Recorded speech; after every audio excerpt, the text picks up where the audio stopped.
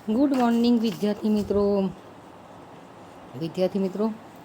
आज हम इकाई 10 अंदाज अपना अपना इकाई की आगे चर्चा करेंगे।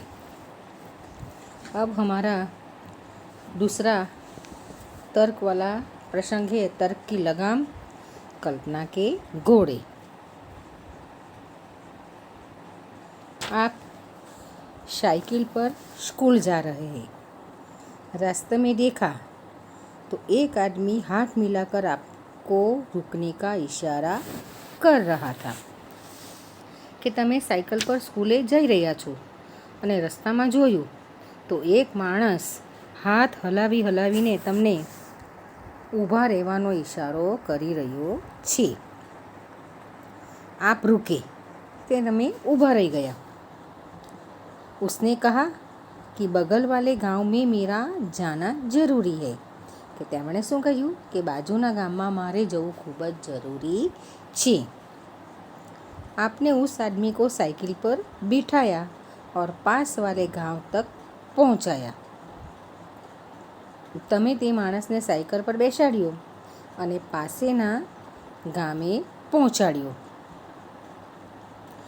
वहाँ जाकर आपको पता चला कि वहाँ एक जादूगर का कार्यक्रम होने वाला है और वह आदमी उसका सहायक है કે ત્યાં જઈને તમને ખબર પડી કે ત્યાં એક જાદુગરનો કાર્યક્રમ થવાનો છે અને તે માણસ તેનો મદદગાર છે। સહાયક यानी कि मददगार। उस आदमी ने आपको जादू के खेल देखने का अनुरोध किया કે તે માણસે તમને જાદુના ખેલ જોવાની વિનંતી કરી। अनुरोध यानी कि विनती की। पर पाठशाला पहुंचने में देरी हो जाएगी यह सोचकर आपने मना कर दिया कि आपने क्या किया कि पाठशाला पहुंचने में देरी हो जाएगी कि स्कूले पहुंचવામાં મોડું થશે એમ વિચારીને તમે ના પાડી દીધી। उस आदमी ने सारी बात जादूगर को बताई कि તે માણસે બધી વાત जादूगरને कही। जादूगर ने खुश होकर आपको एक करामती चश्मे दिए કે જાદુગરે શું કર્યું કે ખુશ થઈ ગયા અને તેમણે શું કર્યું करामती चश्मे यानी चमत्कारी चश्मा તમને આપ્યા। और कहा कि इसे पहनने से तुम सबको देख पाओगे। और क्या कहा कि इस चश्मे को पहनने से आप सबको देख पाएंगे और कुछ भी कर पाओगे। आप सबको देख भी पाओगे और कुछ भी कर भी पाओगे। तो तुम्हें कोई देख नहीं पाएगा कि आप चश्मा पहनकर सबको देखेंगे लेकिन आपको कोई नहीं देखेगा और आप सब कुछ कर सकते हैं लेकिन तुम्हें कोई देख नहीं पाएगा। इसका असर एक हफ्ते तक रहेगा। कि जादूगर ने जो करामती चश्मे दिए उसका क्या महत्व था कि उस चश्मे पहनने पर आप सबको देख पाओगे और कुछ भी कर पाओगे लेकिन तुम्हें कोई नहीं देख पाएगा और इसका असर एक सप्ताह तक यानी कि एक અઠવાડિયું સુધી રહેશે। કે આ ચશ્મા પહેર્યા પછી તું સૌને જોઈ શકીશ અને કંઈ પણ કરીશ, તને કોઈ નહીં જોઈ શકે। આની અસર એક અઠવાડિયા સુધી રહેશે। आप चश्मा लेकर वापस अपने गांव की पाठशाला में आए કે તમે ચશ્મા લઈને તમારી ગામની સ્કૂલમાં આવ્યા। वहाँ से घर गए અને ત્યાંથી ઘેર ગયા। दूसरे रोज नहा धोकर आईने के सामने अपने चश्मे पहने कि दूसरे दिन आपने क्या किया कि नहा धो लिया और बाद में वह चश्मे पहने आईने के सामने जाकर।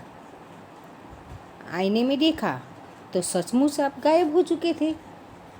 कि आईने में देखा तो आप तो गायब थे, आप तो दिखाई नहीं दे रहे थे। कि चश्मा લઈને પોતાની ગામની સ્કૂલમાં આવ્યા, ત્યાંથી ઘરે ગયા અને બીજા દિવસે નાહી ધોઈને દર્પણની સામે તમે ઊભા રહ્યા।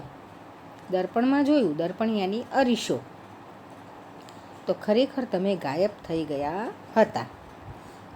अब आप हमें बताइए कि आप कहाँ कहाँ जाएंगे और क्या क्या करेंगे।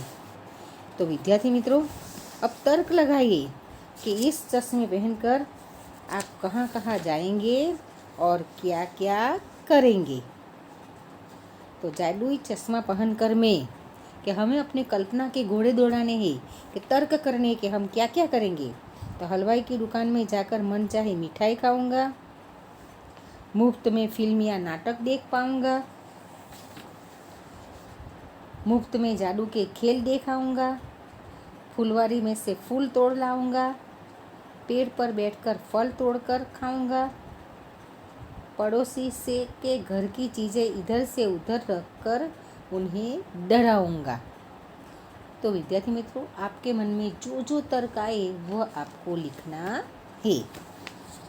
अब विद्यार्थी मित्रों देखिए, अब अगला प्रश्न कि पूरे दिन की पढ़ाई और खेल कूद के बाद रात को आपकी आँख लग गई, કે આખા દિવસના ભણતર અને રમતગમત પછી રાત્રે તમને ઊંઘ આવી ગઈ। નીંદ में आपने एक सपना देखा, કે ઊંઘમાં તમે એક સપનું જોયું। आप घूमते घूमते बहुत दूर निकल गए અને તમે ફરતા ફરતા ખૂબ दूर निकली गया। आप नदी पहाड़ों के अद्भुत सौंदर्य में लीन हो गए, કે आप नदी અને પર્વતોના અદ્ભુત સૌંદર્યમાં લીન થઈ ગયા, તલ્લીન બની गया।